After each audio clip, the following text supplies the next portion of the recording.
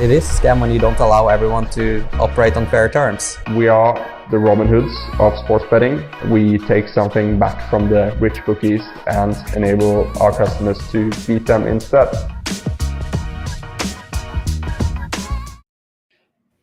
G'day everyone, welcome to our FIFA World Cup 2022 daily live streams on the Trademate Sports Betting Podcast, the Trademate Sports YouTube channel.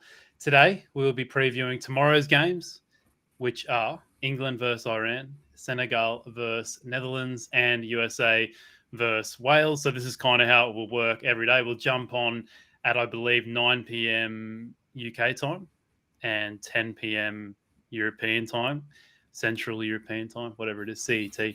And we will talk about tomorrow's games. So we'll be doing that every Sunday, Monday, Tuesday, Wednesday, Thursday night, and then a little break over the weekend, and then back again for the following Sunday through Thursday, and obviously a lot more sporadically throughout the finals, as there just won't be as many games. But if you have any questions at all during the streams or any thoughts on anything we're going through today, that's the whole purpose of doing this live. Please send through on the chat. Hopefully there's some people already sending through some stuff. Oh, look at that. Just as I said it. Patrick Gomez, I know I love you too, mate. Great to see you. And but I should probably introduce our guests on the top right-hand corner of your screen. Pro Sports Bettor, Neel Shah. How are you, mate? Yeah, very good, mate. How's things? Very, very good, mate. Good to see you. And at the bottom of your screen, Feinting The Line. Paul, how are you, mate? Good to be back. Good How's to it have going, you, mate. guys? Very good, mate. Very good. So we will also have a lot of other contributors throughout the tournament. Got George Gamble coming back. He'll be on tomorrow. Ryan Bruno, Tony Alvarez. So we'll get a real mix of guests on throughout the tournament. So once you get sick of hearing Neil's opinions, you will be reprieved very quickly. All right, fellas. Maybe just quick thoughts on today's game. I don't know if it was a surprising result. I think people were maybe expecting to be a little bit closer, at least for maybe a little bit longer of the game, maybe. But any early thoughts for you, Paul, on the game today? Not a ton. I didn't do anything on the game outright. Had a couple passes bets. Did decently. I had like a Qatar shots unders bet too, so that was nice. But nothing too heavy, I don't think. Qataris just kind of conceding possession. They're not going to have. They kind of tried to play a little bit, which kind of got them in trouble. I think they kind of try to play out the back a little bit too much, and the Ecuadorian side kind of pounced, and I think that's why they scored early. But I don't think there was too many surprises. I mean, like I said, I didn't play the game outright, but to me, the odds were probably about correct, and correct by kickoff. I'd say I would have tended to agree with the little shift crashing in on the Ecuadorian side on game day there, or coming in over the night before the game. So nothing I'd say was too out of the ordinary for me. All right, mate. Good stuff. And for you, Neel, I guess your second team, mate, they let you down today. Yeah, I had an earlier bet on Qatar to qualify at 6-1, which, if anything, they're probably they're good value on the lowest scoring team, which I think John L sort of alerted me to earlier today. Yeah, I was quite disappointed, to be honest. I think a lot of people will probably just sort of dismiss Qatar as no hopers, but I think, basically Paul's analysis is spot on there as well. They kind of tried to play out from the back a little bit too much. The nerves just got to be, you could kind of see quite clearly from sort of a few minutes in, even though, I want Qatar to do well. I was trading goals in the first half. You could just see kind of Ecuador could sniff blood. And they just weren't able to, create enough chances. Get the ball in forward areas, and then Ecuador kind of dropped off. If they kind of kept that same intensity, it could have been a far worse scoreline. So it's going to be an uphill battle for them. Again, I think they have a chance of scoring a goal. They have some decent attackers, but again, if they play anything like that in the second game, they're going to get punished against Senegal. And I think the Dutch is just, who knows what the score will be there. So yeah, I think it's just going to be very, very difficult for them. Yeah, we're just going to have to see in the second game. But again, like I kind of mentioned in the outright preview post, I think it's important not to necessarily overreact. So what we saw today during that game is the markets for the upcoming game. So the Senegal and Qatar game, I think Senegal were around 2.25. I think we were discussing this in our little chat before the game, and they've gone into I think about 1.7 now. So it's an angle to look for. Definitely kind of going forward for other games to see kind of what games are coming up next, anticipating that, because I think Qatar have been an unknown quantity. So I think the prices sort of reflected a little bit of uncertainty in the market, and then when everyone saw how badly they were, I think everyone kind of got the idea that all right, this is kind of time. So yeah, we'll just have to see. But I think I wouldn't write them off necessarily kind of competing half against Senegal, for example, maybe keeping it 0-0, nicking a goal at some point, but it's going to be tough. I think that's a really interesting angle, especially for teams that are maybe outside of Europe, because the European teams, they're always kind of playing each other. We have like such a good gauge of where they're at, whereas South American teams, even like Argentina, Brazil, they don't face the same competition as the European teams. Your Qatars, Australia, all these kind of nations, you can get a gauge on them pretty quickly in terms of how they actually front up against more serious competition. So yeah, like you said, mate, that might be something for I'm just thinking of games we're looking at tomorrow, maybe like a Senegal, something like that, who don't play the strongest of competition in Africa. Iran, another one, maybe they get off to a strong start, a poor start. And yeah, you can look at backing. You'd have to be pretty quick, I assume, because that price on Senegal and the Netherlands went bloody quickly.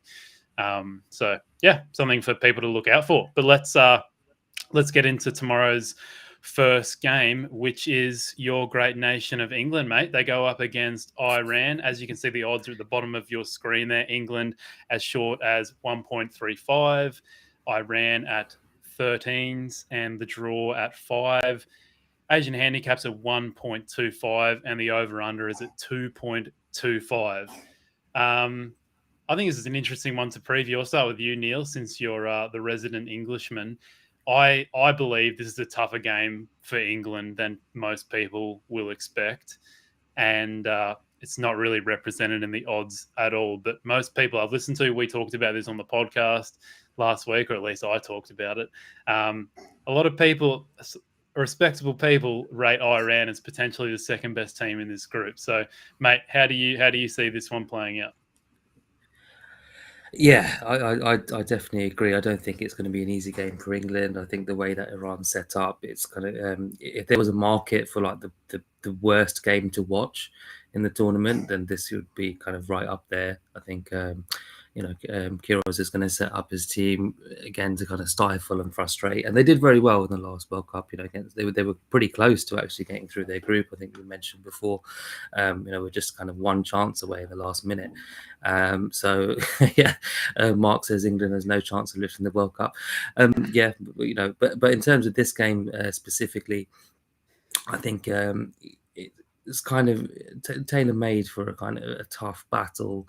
England maybe scraping a win, kind of having to kind of get through into the second half before kind of breaking down that Iranian defense.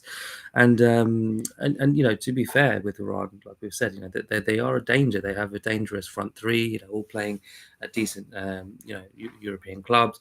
Again, Trademate, what's his name, Jangbach and Azmoun. I'm not sure in terms of the fitness of Azmoun, if he will be starting, if he's going to be able to last the match. But they have got danger on the counter attack. So when they do break, and if England are kind of forced to, be quite progressive, they are able to score from a quick counter. My only concern, my concern for Iran is just the kind of chaos and upheaval in terms of their coaching staff. They did have a manager who was sacked and then reinstated again. and then sacked again. Yeah. And then Quiroz has kind of come in for the World Cup. So there has been a kind of chaotic build-up. I don't think they haven't actually played, as many friendlies as they would have liked. So they're kind of a little bit undercooked in that sense.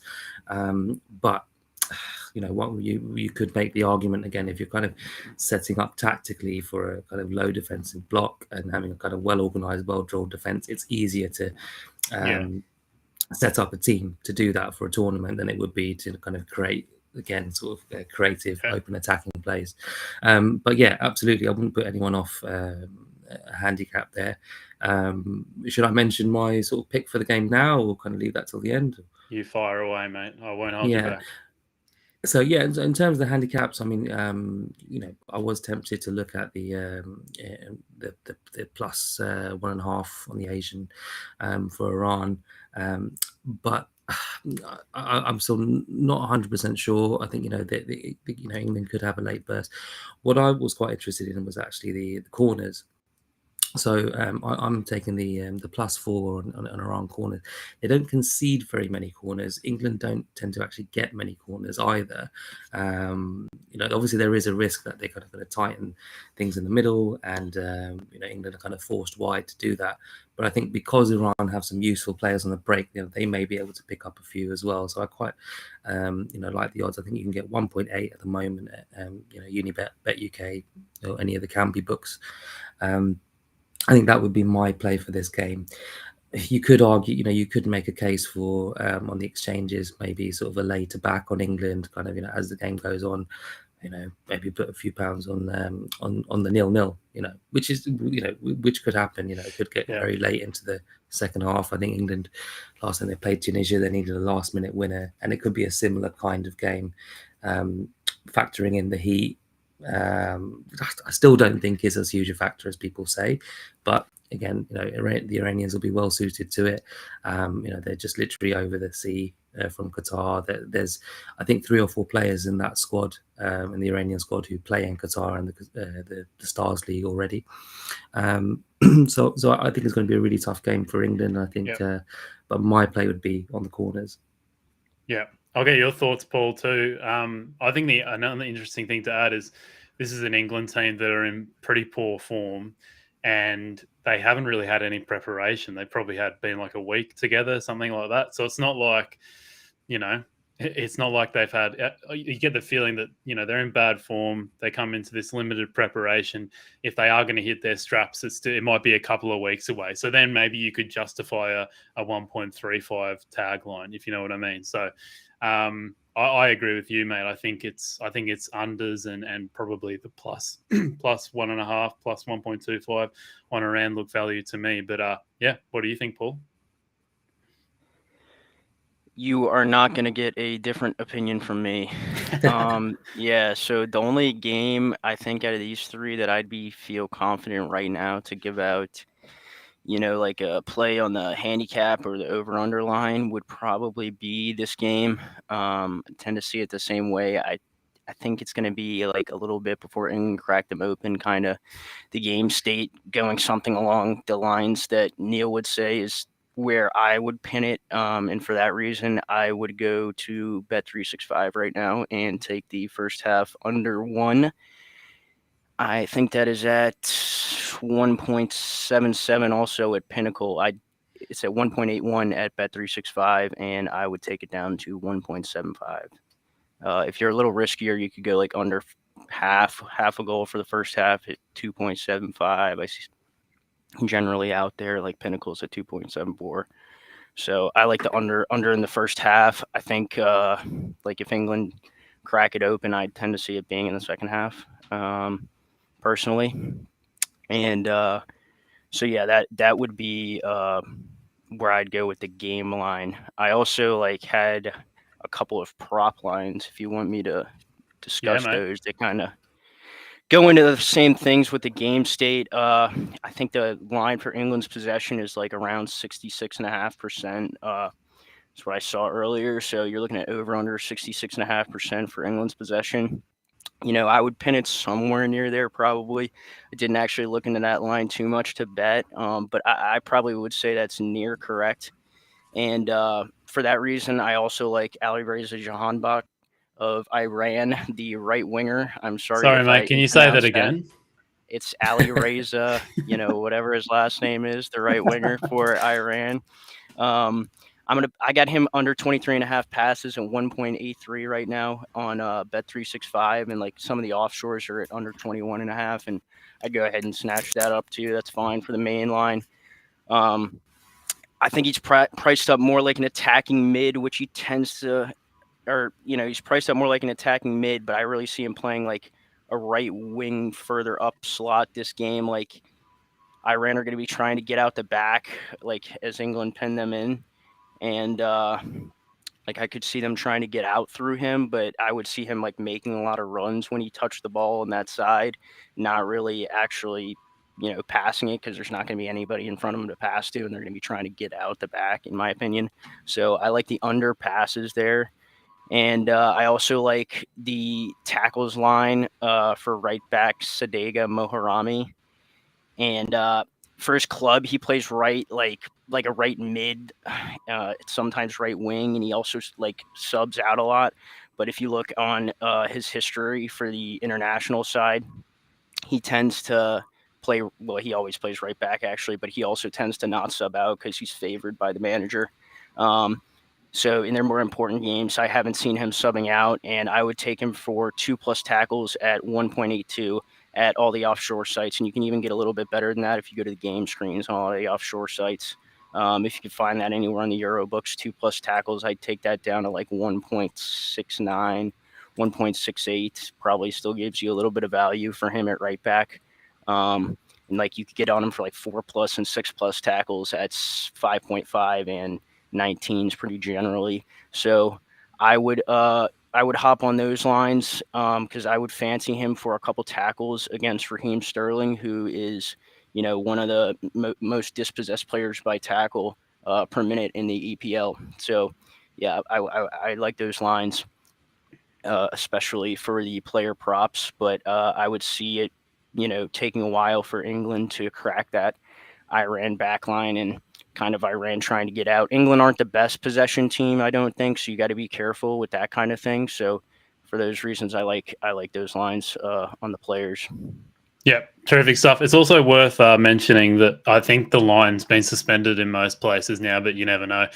You might be able to pick it up somewhere else. But Harry Kane to get a card, it doesn't really matter the price, but there's a chance that he's going to wear, is it the One Love armband? Yeah.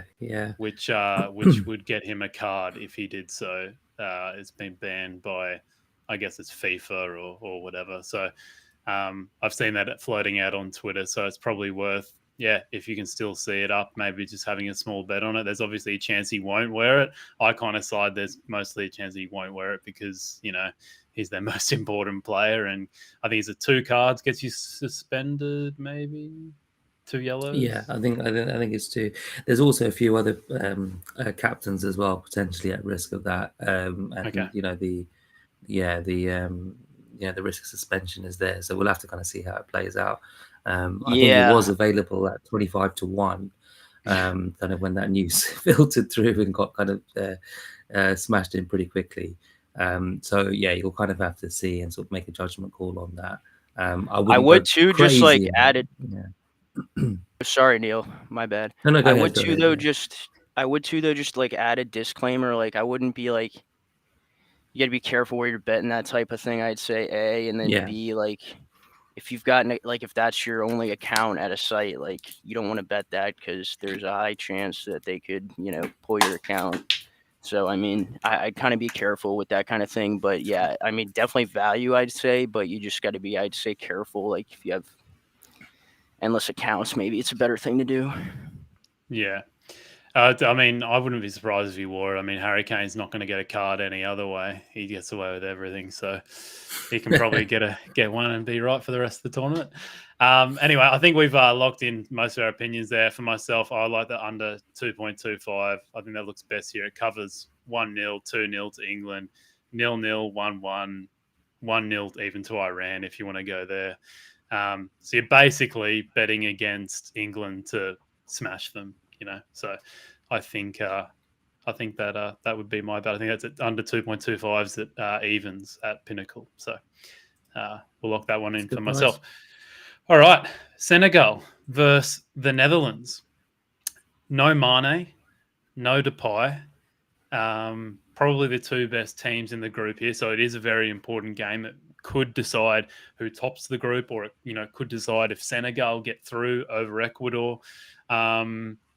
So yeah, it's a big game here. You got Senegal at 7s, the draws at 4.1, Netherlands 1.57. The Asian handicap is at 1, and the over/under is at 2.25. Also, we'll start with you on this one, Paul, mate. Any initial thoughts here? Yeah, I mean, like I said before, I'm not going to give out like a official like play on anything like the handicap on this game. I mean, I tend to think the line's like about right on most of these games, honestly. This one like opened, plus 0.75 Asian handicap for Senegal. And now it's more like in that +1 range. So a little bit of money for Netherlands there. It's interesting, like they left a couple guys at home I thought they might be taking, even though they didn't have like some national team experience, say a Sven Botman in defense or something like that, to give them a little bit more steel in that area, I'd say, like in the defensive midfield / center back type department, like the spine of the side. But I think they'll get a lot of possession under Van Gaal. And for that reason, I'd be betting Van Dijk over passes up to like 69 plus, go down to like 1.8. 69's like the worst you could take it. I've seen lines out there like there's like 66.5 at places, I think. But 69 is at like over 68.5, I think, is at Bet365. So I'd still take that probably. I'd see Netherlands get a lot of possession because Cisse, the Senegal coach, tends to be pretty defensive minded, I'd say, even for the type of talents that Senegal provide, especially I'd say in the midfield. And like obviously when they have Mane, they're not going to have him, I'd say. And I think that's also an out ball for them that really hurts them, like down that wing. If you're not going to have most of the possession and Mane is your out player, he can kind of drag the team up the pitch by himself. Get a throw in, like if he gets the ball down the sideline, runs 30 yards, and then gets a little throw in up the pitch. That's the kind of things that are going to need. Even though they have that strong center midfield base, like the Netherlands team has some pretty strong possession under Van Gaal. So I do like that Virgil van Dijk overs passes because Senegal also sits really deep under Cisse. Like they have that 4 back, and then the 2 center defensive mids sit really, really far in the center. So I really do like that overs passes. And then for the same kind of similar reason, you could like split your stakes up between these two. I like Kiyate under 32.5 passes if he starts for Senegal. That's available at Bet365. And the offshores, you're going to get like under 29.5. That's fine too for the main line. You might want to like sprinkle some alts. He could hit like 15 passes, I'm thinking, in this game. So if you want to take some higher odds, maybe try that too. There's a huge possibility he could sub tactically. And so like I said, Senegal are just so talented individually, but he's not going to be one of the guys that's one of their ball playing guys. He's going to be really just if he's in there, I don't know if he'll be in there or not, but if he is, he'll just be there for the kind of stalwart in the middle defensively, even though they already have that steal. But Cisse just loves to pile those CDMs in there and just kind of keep it tight. So I'd see them getting, not too many passes for Kiyate and a lot of passes for Van Dijk. So I like those lines. As far as the handicap goes, like I said, I think it's about right. But I would tend to lean towards the overs even without Mane, like over 2.25 at 1.9 pretty generally. This price was the same at open. That's something I tend to look at when I bet. Like a lot of professional bettors don't look at that type of thing. Like there's it's value type of thing. I tend to look at the opening lines on these because if some money's flown in, like it just kind of tells me like where the market's head was, or kind of tells a story. But I tend to kind of lean the overs, but I'd want to see a lineup before I bet that, because if Cisse goes too defensive and and Netherlands don't have some of the quality guys up front, like maybe a Bergwijn or Depay in the lineup, if like one of them are out, then maybe I wouldn't bet that. But I would see the overs as a play, certainly more than the unders there. Yeah, Because no, like good I'd see stuff. one goal like popping it open, kind of like it might take a minute for one, so it might be a live job maybe. Like if you want to wait 20 minutes and then start dripping your stakes in, maybe. Yeah, no, good call. I agree. I think that odds, seem about right on this one. Neil, you and I were both pretty high on the Dutch to go well in the World Cup here in terms of their outright predictions. But I would say this looks about right. 1.57. Do you agree? Yeah, I mean, I kind of mentioned to some of my members, I took kind of position on the Dutch as soon as it was kind of confirmed that money was out again, kind of expecting it to move. There might be a little bit more tomorrow, but I don't expect it to be too much. Yeah, I don't think there's a huge amount of value on the outrights. Again, even on the handicaps, I do think the Dutch are kind of vulnerable. I think even with money out, you do have some useful attackers there. And Saar on his day, he can score from the halfway line, or he can miss from 2 yards. So you don't know that there's there is a potential for that. Again, they're they are going to be a tricky team for the Dutch to come up against. The angle I kind of looking at, which was interesting, I think, was half-time draw, full-time Dutch, and that was around 4.4 on the exchanges. Again, the underlying metrics kind of show that Senegal generally tend to kind of keep things tight first half. They also struggle to score in the first half of the game. The Dutch have a very good record of getting late goals. And a second half bias. I think the game could potentially play out in that way as well. Yeah, but I think Paul makes a really good point, and he's gone into like way much more depth than I could have on this game in terms of knowledge in the Senegal team as well. But yeah, I think again, if it kind of is a fast start, what we saw today, my concern would be on the goals line again. Obviously, did two very different teams, but again, kind of Ecuador kind of rampaging start in the first half, game kind of dying down.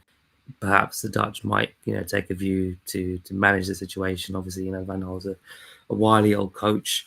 He's been to tournaments before, and they might want to conserve energy. And so, yeah, in the same way, I think Paul made a really good point about Senegal, maybe kind of making the most of their subs. I think today, Qatar only used 2 subs, and Ecuador eventually used kind of 4 of their 5. But it could be the case again for the Dutch to kind of rotate a few. So I wouldn't necessarily go for any overs for certain players. I think the Van Dijk shout is a great one in defence. I was again looking at potentials for Cody Gakpo. I think I'm quite keen on him as well in this tournament. I think to make an impression. Where's your post? Bloody hell! I know. I need to bring that with me. But yeah, I think the half-time, full-time is the one for me, and just to kind of monitor it in play. Again, if it's a kind of fast start and a fast tempo, that would be my play there. All right, nice. Yeah, for myself, I think this one I'll probably just stay out of. I think it's pretty kind of a hard one to get a read on. But if Senegal is going to go defensive, which probably most likely to happen, maybe you could look at Netherlands and under 3.5 goals. You can get at 2.15 in a few places. You could also look at maybe Netherlands to win to 0, which you can get at 2.40, I think, in a few places. But yeah, probably probably a game I'll stay out of, and just hope that Netherlands win and keep that outright bet in play for us. All right, let's move along to USA versus Wales. Your team here. I am still alive. Don't worry. I think this is maybe surprising. I think the odds on this one, out of all the games we'll go through today, really important game for both of these teams. It could decide who goes through to the finals. If your opinion is that Iran are no chance of going through. But yeah, I mean, the odds 2.4 on the USA, draw 3.15, Wales 3.55. The handicap's at 0.25 and over-under is as low as 2. So we'll go to you first, Paul, since you're the resident American here. Mate, what do you think? I am very much of the opinion that the USA seem very overrated in this match, but the market just keeps shifting towards them. I was happy to, look at Wales a couple of days ago when they were shorter than what they are now, but the market just keeps backing the USA, mate. What's happening? Is it you backing them in, or what's going on? If you think I got the money to back that in, you're thinking wrong, buddy. I know. Bloody Pinnacle's got limits of like 50,000 euros or something at the moment, so maybe not. Yeah. No, see, I was actually hoping that the odds would kind of hold from open. It's open closer to like USA, like 1.83 on the draw no bet, or Asian handicap 0, whatever. Closer to 1.83, and now, it's like, let's see there on Pinnacle. I think it's like below 1.7 now, actually. I saw you could all get that money Wales at 2.4 or 5 on the draw no bet. Yeah. So USA is like 1.6 something on the draw no bet. So yeah, I mean, like, I wouldn't be taking them at those odds, that's for sure. I don't think Wales is like as a clear play as most people making it out to be, though. Like, I would tend to have been where the market opened with this price. Like, I think that was pretty fair. Like 1.83 maybe on either side. It's neutral location. I'd probably rate the sides about the same. You look at the Welsh side, they've probably got better finishing up top. They've definitely got more pedigree.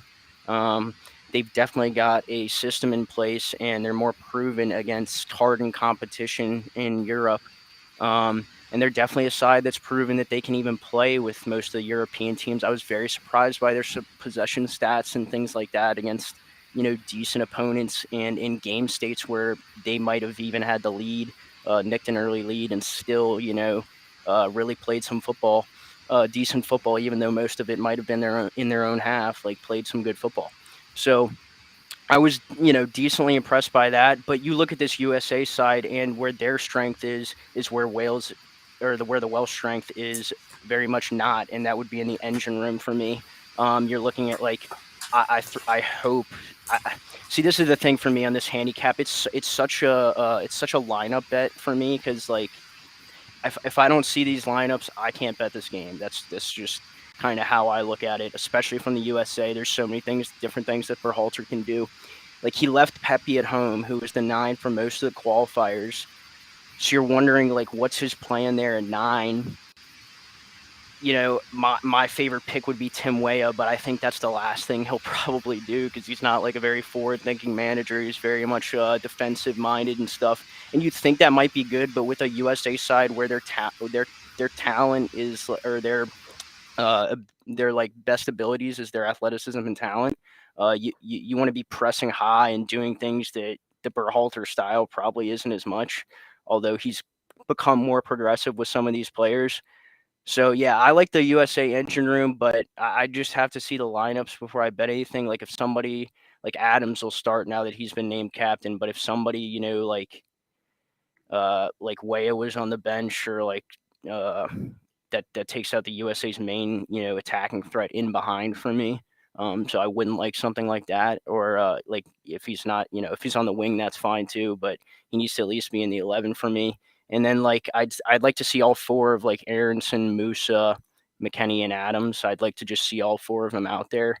Even if that means Reyna on the bench. For me, that's just the 11 that you go with.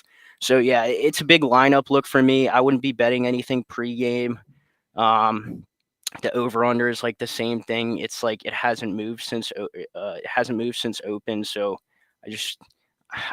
I don't like anything there. I just think the line's pretty efficient. One bet I would make, though, I mentioned the American captain, just named captain today, Tyler Adams. I have him widely available everywhere that you look for 3+ tackles. I would take that down to 1.7. You're getting evens at 365, 2.3 at Ladbrokes, and Coral evens at Sky, 1.95 William Hill.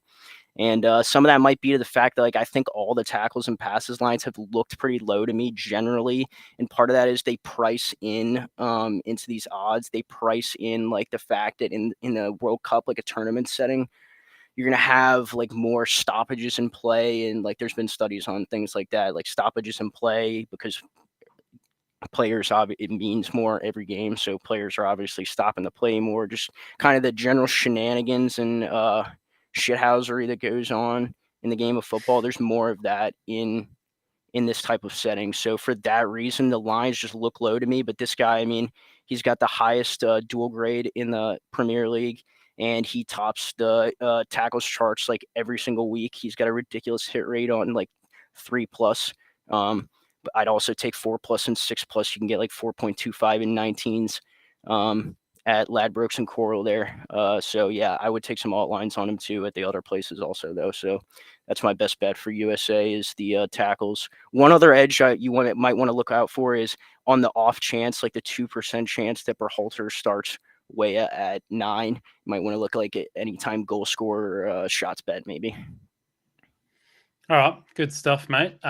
Neel, what are your thoughts? Are you in agreement with Paul that the line is pretty efficient at the moment, or do you think that potentially this has maybe gotten a little bit crazy, like myself, on the Wales side in terms of it blowing out a little bit, considering they could have an advantage just about everywhere in the park except for midfield?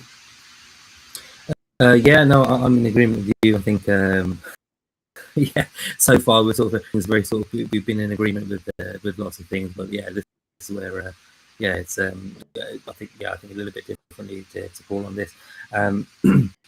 I'm taking that draw no bet. That was actually my pick on Wales. Yeah. I like the price. I mean, I wouldn't put anyone off just backing Wales on the outright at that price. I think it's too big. You know, the reasons for me really is that tournament pedigree. I think it is significant. I think you know, what Wales have proven, you know, not just once, but over kind of 2 tournaments that they can compete, they can raise their game. And you know that they do have match winners. You know, the issue is that end room in midfield. So really, you know, who can win that battle? I think, you know, me and Paul were discussing this earlier. You know, again, it's kind of this you know, nous and experience versus this kind of energy and athleticism. So, you know, again, if it kind of hinges on, you know, if they're able to kind of stop Joe Allen kind of, you know, passing the ball, taking the ball over. Aaron Ramsey, who's been in, you know, decent form, you know, for Nice this season. Gareth Bale's relatively fresh, says he's fit. You know, scored a kind of you know, the last gasp goal in the MLS, you know, to take LA to penalties. So I think they're just a real threat. You know, Kiefer Moore is a handful up front, kind of raises his game. You know, he's not a world-class player, but, you know, fulfills a really, really useful role for Wales. You've got Harry Wilson again, potentially to come off the bench. Nico Williams kind of playing more advanced for them. You've got you know, a lot of pace. That you know, the midfield again is kind of gettable, but in and around that, they're a very kind of useful team. I think the possession line I saw on Unibet is about 55% in favour of the US. You know, I'd kind of go with that. So again, Wales, you know, are known as this kind of direct team, but as Paul says, you know, again, against top European nations, they, you know, they are able to hold the ball well. I just think they have the quality to kind of see it over the line. If it's going to be a kind of a tough attritional battle, this game, I'm not sure. It could be a goal fest. It could be kind of quite tight, and I'm not quite sure on that. But I would kind of fancy Wales to edge that in either scenario. So yeah, personally, I think I'm quite happy on the price on Wales at the moment. I think that's value to me. I think you know, this is kind of must-win game for both. You know, other things again, you know, kind of looking at the tackles, I think it could be kind of quite a high tackles line in general, as Paul suggests. You know, with Tyler Adams as a pick there. I was looking at Ramsey as potential for unders on passes, but I think he was kind of put off by that. But it'll be an interesting watch. It'll definitely be more entertaining than the England game, I think. But yeah, that would be my pick, Wales for sure, on the draw no bet. Yeah, do you think, Paul, that potentially they're thinking with the odds here that USA are going to play pretty defensively minded, and then they've got that, really good midfield that are quite pressy, and the fact that potentially they could win the ball, high up the pitch or, even in midfield, and potentially counter on Wales that way and score goals? Is that, do you think that's how, maybe the reason why USA are so heavily favoured here? Not heavily favoured, but favoured. Yeah, so the odds, I mean, like I said, I mean, they're a little bit short on USA from me at this second. But like I said, I probably wouldn't. It's not like I would not be running to bet Wales or anything like that. I mean, they're just a tad short at this second. But I mean, you don't know what they're going to do by game time.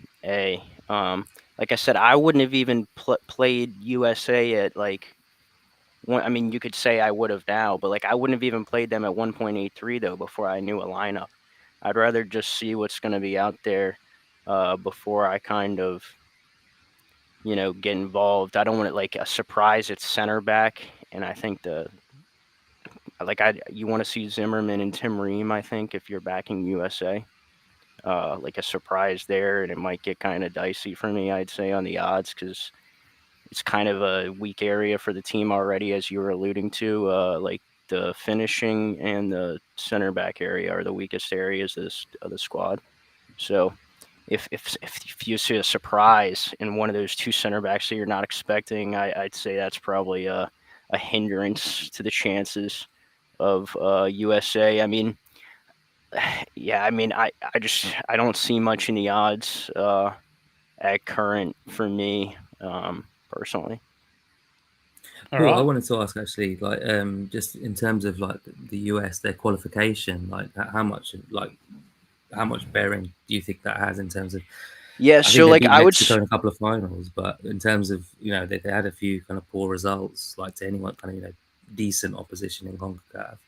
Yeah, that's a great question, Neil. Like I actually would say on this, like if you want to compare it to like the odds today, I'd say like you're getting somewhat of a USA side. You don't have that home field factor of Qatar, but you're getting a USA side that basically is unproven in larger competitions compared to this Welsh side, who, like I said, has showed in the past that they can not only perform but like play football against top European nations. So that's something that USA has not done.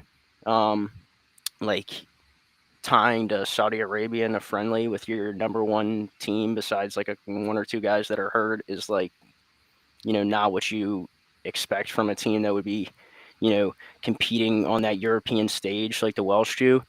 But I would also say that there's a steep contrast in like that Qatari side versus the Ecuadorians, say, who they had played in Copa America and stuff, whereas you have this Qatari side who hadn't played in any type of tournaments besides like the Asian Cup, lesser competition, things like that. You can compare the two matches in that way, but the way they're different is that like that Qatar side, they don't have the same talent level to make the odds to the point where they should be like more of an even odds game. Like that Qatari side, they all play in the Qatari Stars League. It's like you're playing Qatari Stars League guys versus like Caicedo, who's a everyday EPL midfielder and like one of the top like 30 in the whole league. So like top 20. So it's like you can't really compare the squads. Whereas you have this USA squad and like the talent is comparable to the Welsh side, but the experience and like the framework is not comparable at all. Like it's way less than the Welsh. So that's where the dynamism comes in. But that's where you had the odds are even, because talent wise, you're not going to find a discrepancy in these sides for me. But you might find it in like the framework and the fact that the Welsh have been on the European stage and proved themselves, which America just simply hasn't. Yeah, it's going to be an interesting game. I'm really excited to see how it plays out because most of the people I've heard they think Wales should be favoured, or at least they think it's a pretty 50-50 game. And you look at the odds and they're not really representing that at the moment. If anything, they're going the way of the USA. So Yeah, it'll be interesting to see if they keep getting backed in the US. I don't know. Maybe there's something we don't know. Maybe Gareth Bale's, not that fit, or Ramsey, or someone's pulled up lame and we don't know about it. So you never know. Might have to wait. Like you mentioned, Paul, it might be worth waiting until kickoff, or an hour before kickoff, when the sides come out, to see what teams the coaches come up with for this one. On that All right. note, I just would say too, on that note, sorry, Alex, it's just that Joe Allen, I think, was ruled out today for the game. Well, basically the coach said he's pretty much not going to play. So, I mean, that could have been also why you saw a little drift Right. there. Like he's a big name for Yeah, them. that would be a big Should loss. be in Yeah. should be in the starting 11, and that's a loss. Yeah, that can shift the odds a little bit. So, I mean, that could have been Yeah. a little bit of the reason too. Especially with the deficiencies. I mean, the advantage that USA have in midfield, that kind of heightens it even more. So yeah, well, that explains the move, definitely, mate. All right, let's move on then, fellas. Best bets for tomorrow. We'll start with you, Neel. Out of the 3 games we covered today, quite a few bets floating around, mate. What's your favourite? Yeah, I think I'll go with the corners handicap. So yeah, Iran. So I think I said +4 earlier. It's +5. You can kind of play around with these handicaps, like +5 at Unibet 1.8. Sorry, +5 on +5 handicap. +5 on the corner handicap. Oh, the Iran. corners. So, I was like, what yeah. on earth is he talking? I thought he was talking about goals. Yeah. No. All right. Yep. Lock that in. And Paul, yourself, mate.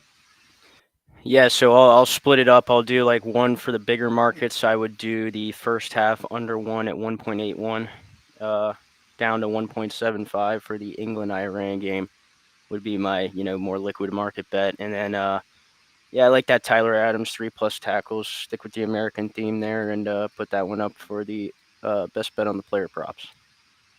Good stuff, mate. And I will lock in. I'll go England-Iran under 2.25 goals at evens there at Pinnacle. Not sure if you can get better odds elsewhere, but yeah, we'll lock in that one for myself. We'll be back tomorrow, everyone. Very exciting. I believe it'll be George and Neel. I think that's who's on tomorrow from memory.